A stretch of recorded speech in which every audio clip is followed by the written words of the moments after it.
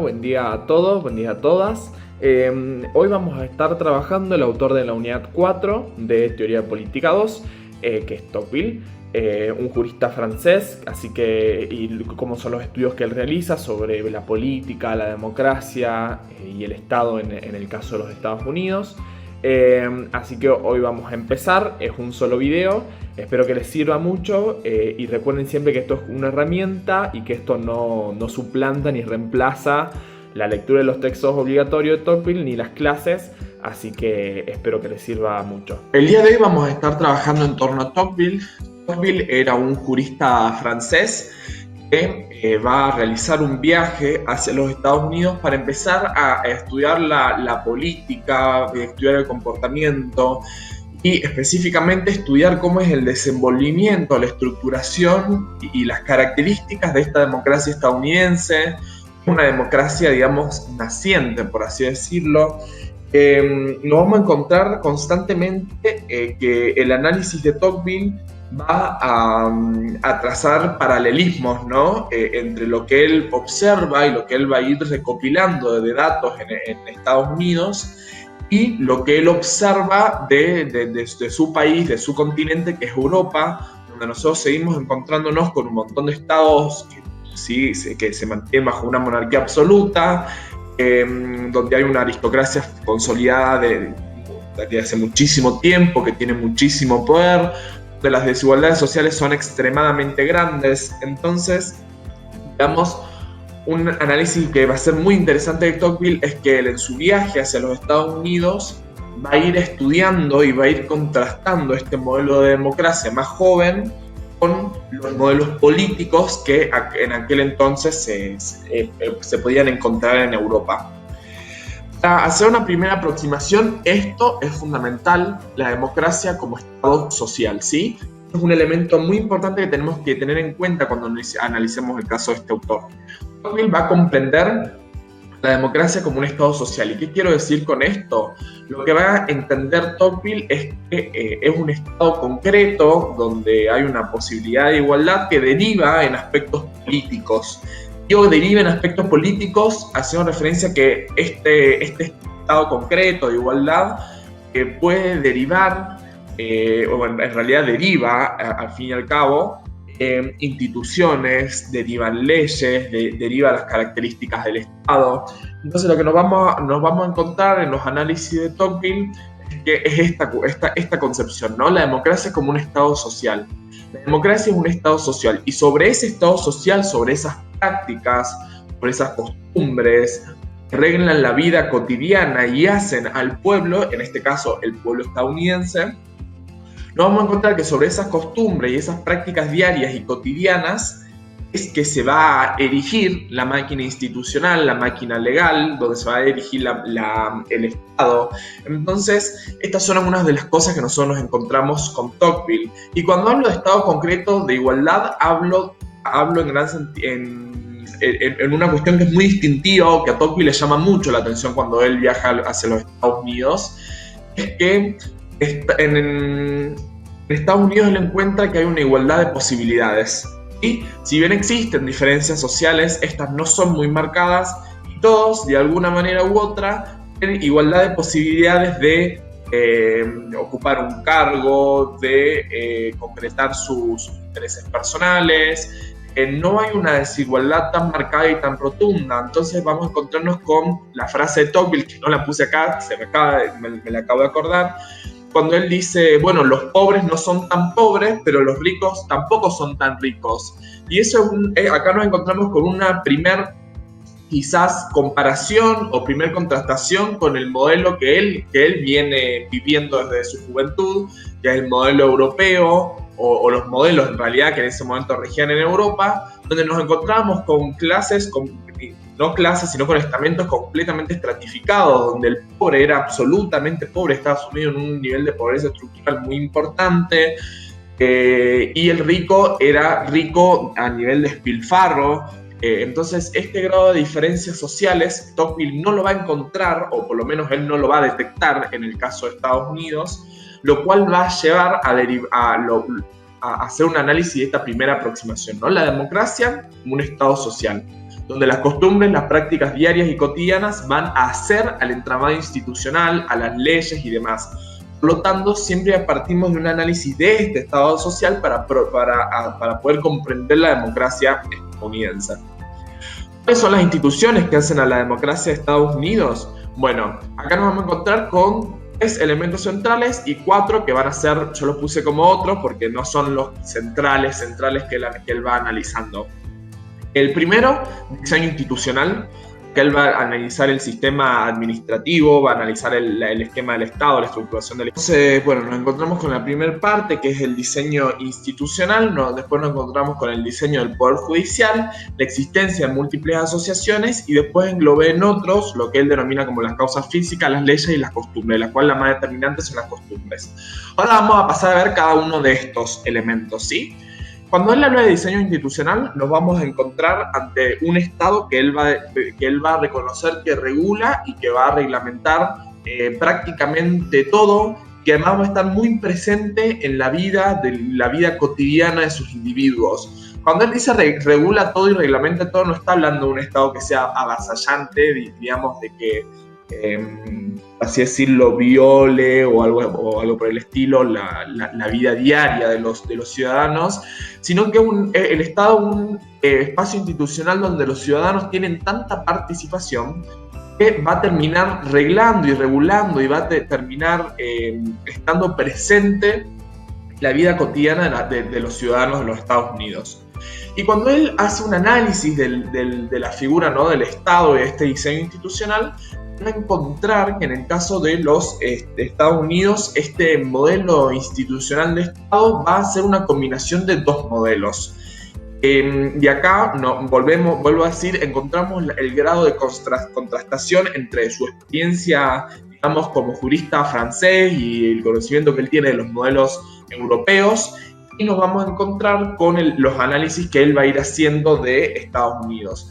Dice que acá va a haber una combinación de 2 modelos, el centralista europeo y la descentralización administrativa. Estos son los 2 modelos que van a confluir en el caso de los Estados Unidos, va a derivar en un grado de equilibrio. Esto después, ahora los voy mostrando como grado de equilibrio, después voy a hacer una mención de por qué el grado de equilibrio.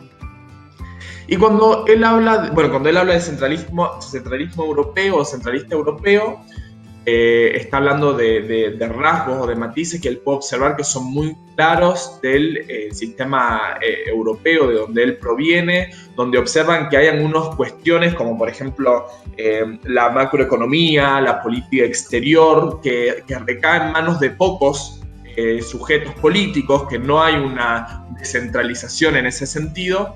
Y por otro lado, cuando él hace referencia a la descentralización administrativa, él va a encontrar que esta descentralización se estructura en 3, digamos, dimensiones. Por un lado, las comunas, que las comunas son el espacio quizás más pequeño, administrativo. Un poco mayor es el condado, y el tercer lugar está el Estado con toda la estructura burocrática, digamos. Cada uno de estos estados, la comuna, el condado y el Estado, si bien no es que sea fundamental que ustedes sepan cuáles son las diferencias, porque ese no es el objetivo, lo que importa es que ustedes puedan observar este panorama, ¿no? Cuando él habla de diseño institucional, habla de 2 aspectos, los aspectos positivos y los aspectos negativos. Cuando él dice aspectos positivos, habla de que hay una participación activa de la ciudadanía en los espacios institucionales. Se vuelven espacios de participación ciudadana, y acá se empieza a concretar una suerte de espíritu práctico. Nosotros nos encontramos, vuelvo a la diapositiva anterior, que en la comuna y en los condados, digamos, por ejemplo, la comuna, si no me equivoco, es como que la comuna sería más en los pueblos pequeños y los condados en unidades mucho más grandes. Vamos a encontrar que los sujetos, los ciudadanos, participan en esas comunas, deliberando problemas comunes, que son electos para formar parte de los condados. Vamos a encontrar con que las comunas y los condados van a reunirse a debatir, van a reunirse a armar proyectos, van a reunirse a resolver problemas que son comunes a la comunidad. Entonces nos vamos a encontrar acá con estas 2 cosas, ¿no?, que hacen a la participación activa de la ciudadanía en los espacios institucionales y hacen al espíritu práctico, porque son en esos 2 espacios, principalmente en la comuna y en el condado donde los individuos, no individuos, no se habla de individuos de Tocqueville, los ciudadanos aprenden, por así decirlo, a arreglar, a solucionar y a proyectar lo práctico de la vida en comunidad, ¿sí? Aprenden a dar soluciones prácticas a problemas sociales. Entonces acá empieza a aparecer el espíritu práctico de la ciudadanía norteamericana. Y lo que nosotros vamos a encontrar acá es que en aquellos espacios quizá un poco más pequeños, la comuna, los condados, que tienen mucho más contacto con la vida cotidiana, digamos, y es donde donde los ciudadanos se desenvuelven constantemente y participan constantemente y reglan más que nada su vida cotidiana, donde va a empezar a surgir este sentido de pertenencia que Tocqueville va a identificar de alguna manera como este sentimiento de patriotismo, por así decirlo, que va a establecer este nexo, ¿no? Este nexo muy fuerte entre el sujeto, entre el ciudadano y las instituciones. Y esto va a venir acompañado, todo esto va a venir acompañado de este espacio práctico, esta participación activa de la obediencia de la ley, porque el ciudadano el ciudadano de alguna manera va a entender que como es él que está participando en esos espacios y es él el que está participando constantemente, de alguna manera es él el que se hace sus leyes, es él el que se arregla, entonces empieza a partir este sentimiento de obediencia a la ley y la autoconfianza, ¿no? Porque la autoconfianza acá va a aparecer como, bueno, los sujetos por su participación, por su resolución de problemas y demás, empiezan a adquirir un grado de confianza en sí mismos muy importantes. Y los aspectos negativos van a ser solamente dos, donde Tocqueville va a identificar el desorden y la incoherencia administrativa, que va completamente ligado con la aplicación uniforme de la ley. Cuando nosotros nos encontramos con estos tres grados, ¿no?, de descentralización administrativa, la comuna, el condado y el estado, nosotros nos vamos a encontrar que la aplicación de las leyes por esos tres actores va a ser muy disímil, no va a ser nunca uniforme. Primero va a ser hacer en unos lugares, otras veces en otros se va a aplicar mejor. Va a haber incoherencia administrativa porque a veces quizá la comuna no esté completamente coordinada en sus funciones con el condado. Entonces, bueno, estos son algunos aspectos negativos. Sin embargo, vemos que hay más aspectos positivos que negativos, y eso después vamos a ir viendo que se repite en cada uno de los casos. Diseño del Poder Judicial. Nos encontramos nuevamente con la combinación de dos modelos de sistema dentro del diseño y el sistema del Poder Judicial.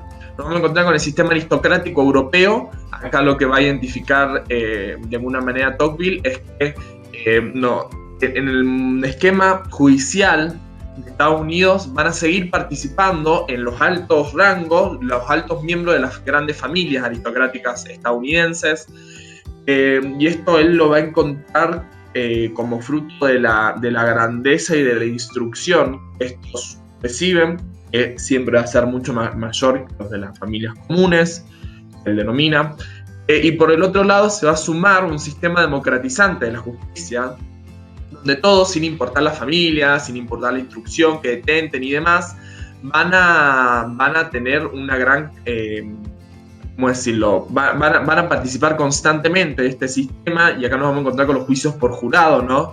Donde el ciudadano común, dice él, va a poder participar sin pertenecer a los a las altas familias, sin ser un miembro de la aristocracia. Acá vamos a volver a ver, ¿no?, estos dos aspectos, los aspectos positivos. El medio más enérgico de hacer reinar al pueblo, esto es muy importante y viene completamente ligado con el segundo punto, el medio más eficaz para enseñarle a gobernar al pueblo, impartiendo, digamos, la ley, porque de alguna manera el juicio por jurado es un conjunto de ciudadanos que imparten la ley. La democratiza la justicia, porque todos pueden tener acceso a ella de alguna manera, y no solamente los miembros de la aristocracia. Democratiza la ley y democratiza el conocimiento de la ley. Y esto es bastante claro porque si a nosotros nos convocan para ser parte de un juicio por jurado, quiere decir que nosotros tenemos que conocer la ley para poder determinar, por ejemplo, una sentencia, ¿sí? Entonces vamos a observar en el caso estadounidense, los ciudadanos van a tener un amplio conocimiento y va a haber una gran difusión del conocimiento de la ley porque saben que en algún momento, por ejemplo, podrían llegar a participar de un juicio por jurado. Nuevamente, antes de avanzar con los aspectos negativos, encontramos 5 aspectos negativos contra un aspecto, 5 aspectos, positivos contra un aspecto negativo. Respecto a los aspectos negativos que él va a ir identificando, Tocqueville va a ir observando en este diseño del Poder Judicial, se va a encontrar con las pasiones democráticas, ¿sí? Que este juicio por jurado y esta democratización de la justicia puede llegar a derivar en que hayan pasiones propias de esta democracia, pasiones democráticas que él denomina, que impulsen a una mala interpretación de las leyes o una mala sentencia, pero igual esto se va a ver solucionado con la aristocracia. Dice la aristocracia participando de este sistema viene a moderar esas pasiones democráticas y le pone freno a estas pasiones democráticas. Vamos con las asociaciones políticas. Acá Tocqueville va a observar que hay una fuerte costumbre asociativa por parte de los Estados Unidos. ¿Se acuerdan que yo decía que siempre se remonta a esta cuestión del Estado social, de la democracia como Estado social? Bueno, acá se observa muy claro esto. Dice que existe la costumbre que proviene del periodo colonial, donde los hombres se juntaban en asambleas deliberativas para resolver, algunos problemas comunes que iban surgiendo en las colonias. O sea, había, por ejemplo, falta de comida, se reunían en la asamblea, lo deliberaban, y de alguna manera esto se fue sistematizando, este comportamiento, se fue haciendo costumbre, y algunas prácticas, estas prácticas ancestrales que él denomina, porque de alguna manera se remonta como a la historia de los Estados Unidos, estas prácticas ancestrales de deliberación, se caracterizaban por 2 cosas, ser resolutivas y ser prácticas, fueron internalizadas muy fuerte por el pueblo estadounidense. Y acá también está esta cuestión del ser y el hacer del pueblo de los Estados Unidos en el tema de la costumbre, ¿no? Él va a observar que las asociaciones políticas tienen estos 2 aspectos. Los aspectos positivos, dice, la libertad de expresión está muy desarrollada en los Estados Unidos, es muy observable en los medios de prensa. Los medios de prensa van a ser asociaciones políticas para Tocqueville. La libertad de expresión está muy desarrollada. Va a haber un ilimitado asociativismo, o sea, van a haber una cantidad muy grande de asociaciones políticas. Sin embargo, dice, cuando hay un alto grado de asociaciones políticas, las opiniones tienden a ir a un punto medio. O sea, no es que las opiniones surgen 1000 millones de opiniones y se vuelve una suerte de descontrol, sino que al haber tanto grado de asociativismo, las opiniones tienden a derivar a como si fuera una suerte de punto medio, como diciendo, se encuentra más, no hay puntos tan extremos ni hay tantas asociaciones que sean, por ejemplo, opuestas o asociaciones deriven en una situación de descontrol. A eso refiere Tocqueville. Cuando él habla de total libertad, genera una reducción de variaciones de opiniones extremas. Esto es lo que comentaba recién, ¿no? Al haber tanto grado de libertad, no van a haber opiniones extremas y encontradas que impidan, por ejemplo, que existe el imperio de la ley. O sea, este alto grado de asociativismo y este alto grado de libertad va a ir hacia ese punto medio las opiniones, por lo cual no habría una derivación en la anarquía. Punto universal como igualdad de condiciones, esto también va a estar presente, es un análisis que él va a ir haciendo, si bien capaz no es muy propio del asociativismo, pero va a observar que va a ir haciendo ese análisis en paralelo de que el voto universal iguala las condiciones, y que las asociaciones políticas tienen un gran rol en los Estados Unidos porque nos encontramos con un país que tiene elecciones muy frecuentes, una cantidad muy grande de cargos, que en Estados Unidos, que en Europa no pasa eso, pasa todo lo contrario. O sea, las elecciones no son para nada frecuentes y además de no ser frecuentes nos vamos a encontrar que van a ser para muy pocos cargos. Entonces como que acá hay un contraste bien importante. Y en los Estados Unidos va a haber un cobro de salario en los políticos, en los funcionarios, y eso en Europa no pasaba, no cobraban un salario, sino que como eran miembros de altas familias no tenían necesidad, por así decirlo, de cobrar un salario, que percibían ingresos por otro lado. Pero lo que él observa interesante de Tocqueville en la cuestión del cobro del salario, que democratiza, porque una persona que llega empieza a tener ingresos, no es que solamente lo van a poder, no es que la política solamente va a poder pasar por manos de las grandes familias. Los elementos negativos va a observar 2, la facciosidad derivada en anarquía, y este es un peligro teórico, porque lo que va a reconocer Tocqueville que en la práctica este ilimitado asociativismo y esta total libertad deriva en un punto medio que no va a dar lugar a una situación de anarquía y de descontrol absoluto. y que este voto universal, dice este aspecto negativo, este voto universal como igualdad de condiciones deriva y consagra la mediocridad, que cuando la masa elige, excluye de alguna manera a los virtuosos de la participación política. Bueno, y lo que va a observar Tocqueville es esto, digamos, esto es como si fuera un resultado de estos dos que tenía, ¿no? Que venía comentando, el diseño del sistema institucional, el diseño del judicial y el diseño de las asociaciones, no el diseño, sino la multiplicidad de las asociaciones políticas que percibe Tocqueville en los Estados Unidos. Va a derivar en esta, va a ser como uno de los aspectos que va a nombrar, ¿no? La democracia como un sistema que se autoequilibra. Acá podíamos observar los beneficios del sistema democrático en la gran mayoría de los casos eran muy superiores a los problemas que la democracia acarreaba, ¿sí? Veíamos que eran muchísimos más los puntos positivos que los puntos negativos. De alguna manera, lo que comenta Tocqueville es que parecería ser que el sistema democrático de los Estados Unidos es un sistema que por su diseño, es un sistema que por sus prácticas, los actores que intervienen y demás, es un sistema que se autorregula, es un sistema que tiende al equilibrio, ¿sí? Esto es como una cuestión que está muy presente en la democracia, como un sistema que se autoequilibra, y esto es muy interesante observarlo porque es prácticamente uno de los autores que lo plantea con todos estos ejemplos que veníamos nombrando. Y además, Tocqueville va a observar, va a haber otros elementos que va a identificar como importantes a la hora de hacer un análisis de la democracia en los Estados Unidos, que va a ser, por un lado, las causas físicas. Este es el menos importante, pero lo pongo que va a aparecer en los textos y para que se ubiquen. Dice que en Estados Unidos no hay tanta proximidad física entre los estados. No es como en Europa. Vieron que en Europa, o sea, hay muchísimos estados en una proporción territorial muy pequeña. En cambio en los Estados Unidos es un estado enorme y tiene dos vecinos, Canadá y México. Entonces él plantea que es como que acá no hay choque de energías colectivas, en cambio en Europa sí, y en Europa ese choque de energías genera conflictividad, y él también hace alusión ahí a todas las guerras, ¿no? Han atravesado Europa como ese choque de energías colectivas. Acá, en el caso de Estados Unidos, va a decir, hay mucha energía colectiva, pero está esparcida, o sea, no está comprimida. El segundo son las leyes.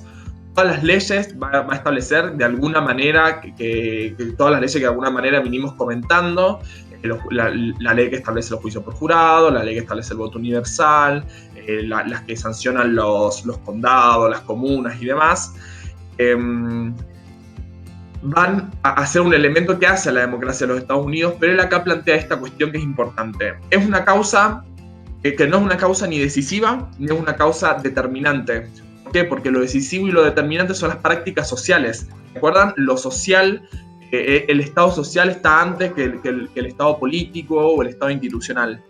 Él hace una suerte de paralelismo y va a decir que, bueno, en los Estados Unidos de México van a existir prácticamente las mismas leyes, pero no van a tener los mismos resultados que en Estados Unidos.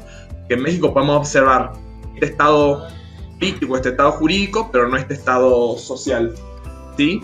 Por último, la costumbre, que son los hábitos y maneras de ser y hacer del pueblo, que de estas tres causas es la más decisiva de todas, porque ¿no? Veníamos comentando que lo social está siempre antes que lo político o lo institucional. ¿Cuáles son los males de la democracia? Los males de la democracia los vamos a poder como sectorizar en dos. Van a ser dos los centrales. La tiranía de la mayoría y el despotismo blando. Estos son los dos males que Tocqueville observa que atraviesan la democracia, ¿sí? Cuando vemos o observamos en la cuestión de la tiranía de las mayorías, vamos a observar los siguientes puntos a pensar. Acá nos vamos a encontrar con un servilismo del poder político a la intención de las mayorías, ¿sí? Acá va a ser una escucha prácticamente ciega del poder político hacia el interés o los proyectos y las intenciones que tiene la mayoría de la población. Cuando hablamos de la apelación a las mayorías, vamos a ver que esa apelación se va a volver un fin en sí mismo, o sea, se va a apelar a las mayorías en tanto mayoría, se va a apelar a las mayorías de manera constante, se va a apelar a las mayorías porque son las mayorías, y eso va a terminar derivando en una inestabilidad legislativa y administrativa, porque la cuestión de la apelación a la mayoría constante y esta cuestión del servilismo va a derivar en una deficiencia muy importante por parte del legislativo, del administrativo, porque si bien, Tocqueville si bien reconoce que la mayoría muchas veces puede tener intereses o puede tener proyectos muy, muy buenos, no el grado de que el poder político se tenga que doblegar, por así decirlo, ante las mayorías. La arbitrariedad de los funcionarios va a estar completamente ligado a todo esto, y también el sometimiento de las minorías a las mayorías. Y acá nos vamos a encontrar con un tema que es bastante interesante, que analiza Tocqueville. Las tiranías de las mayorías no solamente es una influencia muy importante de la mayoría para con el poder político, que lo encontramos en el servilismo, que deriva en una inestabilidad y demás. La tiranía de las mayorías en Tocqueville también va a tener un significado profundamente, ¿cómo decirlo? Un significado profundamente psicológico. Acá vamos a ver que la tiranía de las mayorías va a operar sobre el pensamiento, va a limitar la libertad de los hombres, y se va a constituir como si fuera una fuerza material y moral que va a obrar sobre la voluntad de los individuos. Acá él va a establecer: quienes piensan igual y censuran a los demás lo hacen en voz alta, pero los que piensan distinto se callan y alejan, ¿sí?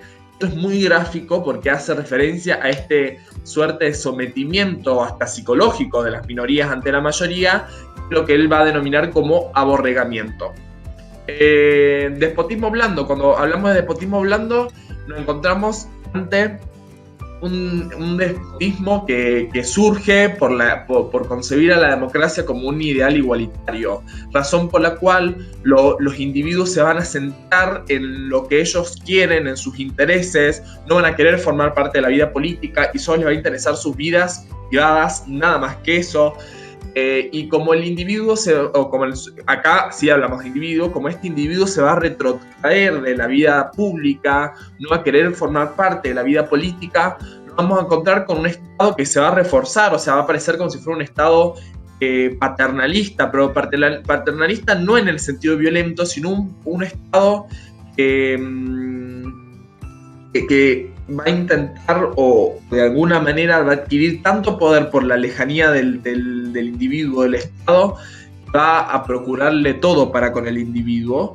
Y acá uno de los problemas de esto es que el Estado solamente va a actuar cuando haya alguna molestia en el individuo o el individuo así lo desee.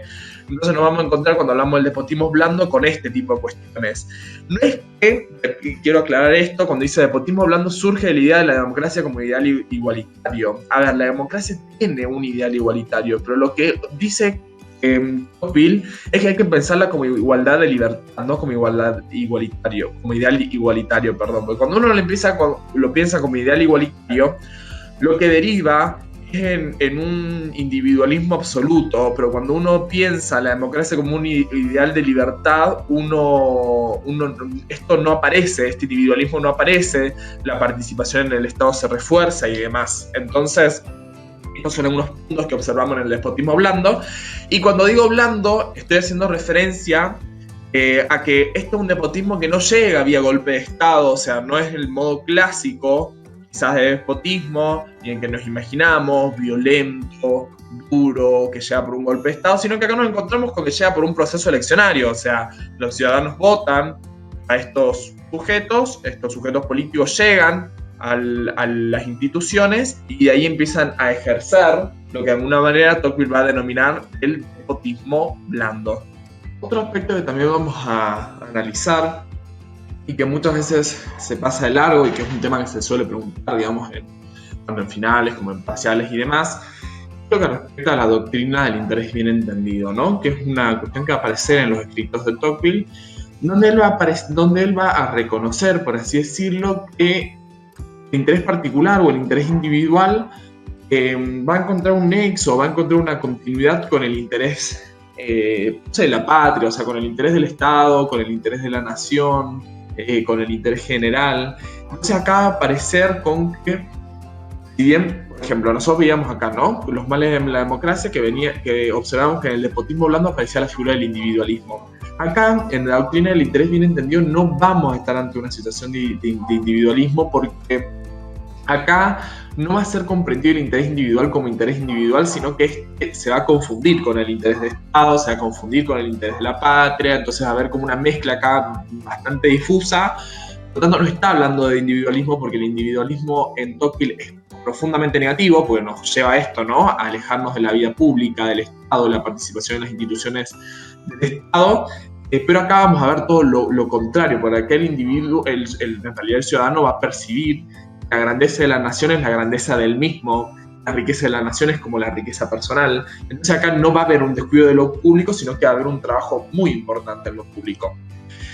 Y por otro lado, esto antes de terminar, es que este es un autor que ha tenido un análisis profundamente sociológico, ¿sí? Que es algo que comentaba un poco al principio. Va a tener un análisis profundamente sociológico de la política, del Estado y de la democracia estadounidense.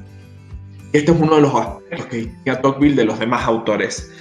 Entonces, quizás esto es una cuestión a tener en cuenta, porque llama la atención y es algo que ustedes tienen que tener bien en claro, que esta concepción de partir de un análisis que es profundamente social, de un análisis de las costumbres, de un análisis de los hábitos, de las formas de hacer y de ser del pueblo y cómo esto se proyecta en la política, cómo esto se proyecta en la organización estadual, cómo esto se proyecta en la democracia, en los poderes, en las asociaciones políticas y demás.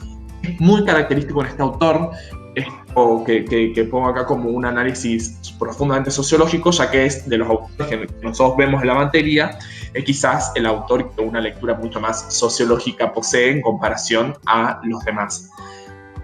Así que con esto, digamos, terminamos con Tocqueville. Espero que les haya servido, que les haya sido útil, ¿no? Así que cualquier cosita, me pueden pedir el PowerPoint o lo que fuere. Fue todo por hoy. Trabajamos el tema de Tocqueville de la unidad 4 de Teoría Política 2. Espero que les haya servido. Cualquier cosa me pueden mandar un mensajito. Si necesitan que les pase el PowerPoint o lo que fuera para orientarse, no hay ningún tipo de problema. O cualquier cosa le mandan a las redes de La Franja, tanto en Twitter como en Instagram, y automáticamente van a hacer que yo me ponga en contacto con ustedes. Así que nada, espero que les haya servido mucho y les deseo lo mejor.